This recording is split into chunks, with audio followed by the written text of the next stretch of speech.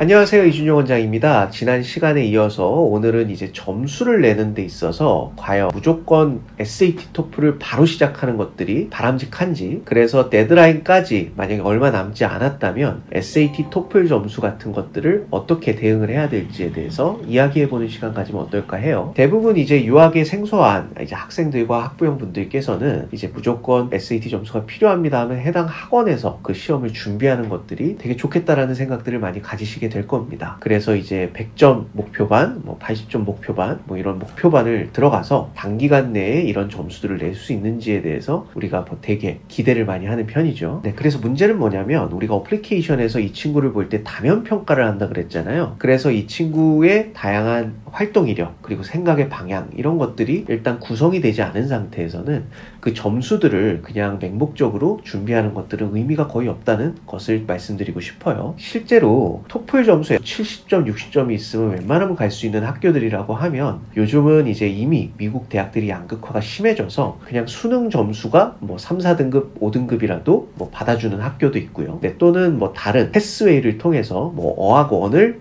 레벨 10까지 등재를 되면 이제 프레시맨으로 갈 수 있는 등의 정말로 쉽게 갈 수 있는 루트들이 많기 때문에 실제로 토플이나 SAT의 시간을 낭비를 하면서 다른 부분들을 등한시하면 실제로 기대 대비 효용 가치가 매우 많이 떨어질 수 있다는 우려를 반드시 해야 된다는 것이죠. 그래서 토플 SAT를 일단 보기 전에 가장 첫 번째로 목표 대학을 반드시 좀 골랐으면 좋겠고요. 목표 대학은 이제 보통 US 뉴스 랭킹 같은 것들을 리스트들을 활용해서 대학들의 이름들을 하나하나 봐가면서 내가 가고 싶은 대학들을 고려해보는 것들이 브레인스토밍 할 때 상당히 도움되는 편입니다. 그래서 링크는 저희가 하단에다가 남겨놓도록 할게요. 그래서 그 링크를 통해서 들어가서 보시면 본인이 원하는 전공을 통해서 좋은 대학을 순서대로 매겨볼 수도 있고, 그렇게 했을 때 그 리스트들에서 내가 내 수준에서 지원해볼 수 있는 대학들 한번 살펴볼 수도 있으니까요. 근데 중요한 것들은 그 대학들 중에 무조건 70위권 이내의 대학들을 선정을 해야 본인이 커리어 패스로 이어질 때 다양한 부분들에 있어서 최소한의 요건들을 갖추는 사회인이 될 수 있다는 걸 감안을 해서 우리가 토플이나 SAT들을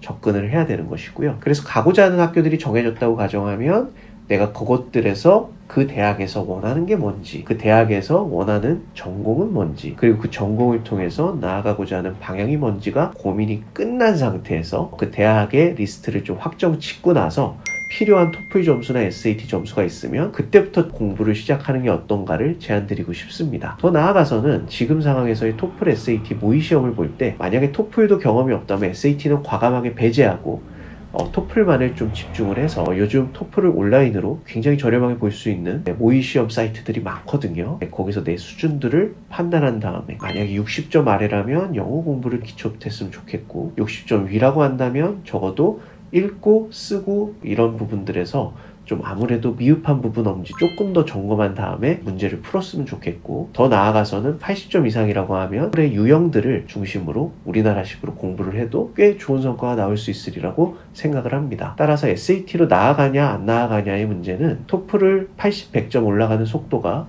3, 4개월, 5개월 이내에 구현이 가능하느냐를 기준으로 판단을 하시면 되고요. SAT 같은 경우는 옵셔널로 학생을 선발하는 경우가 상당히 많기 때문에 실제로 토플이 구현이 안 된 상태에서 SAT 병행하는 것들은 가급적 지양하는 것들을 권고해 드리고 싶습니다. 오늘도 경청해 주셔서 고맙습니다.